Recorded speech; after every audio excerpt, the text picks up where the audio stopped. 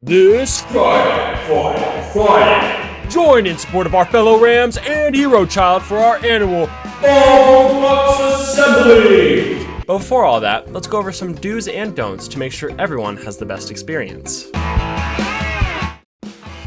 Remember, don't interrupt our speakers. They all have important things to say, so please make sure you stay quiet and stay seated while they are on stage. Bald for Bucks can be an emotional time for many, so please be respectful to all fellow peers and be mindful of any emotions they are feeling. If at any point you feel too overwhelmed or simply just need to step outside, please exit the gym and make your way to the auditorium. In the auditorium, a broadcast of the assembly will be shown, so don't worry about missing any of the festivities. Along with personal cameras, journalism students are working hard. Please be mindful of them as they are trying to capture moments to keep forever. Try to stay out of their way and do not distract them.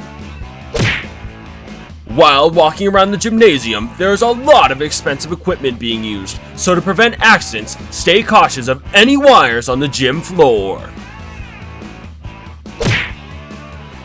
While the assembly starts and begins, the doorways can get pretty crowded.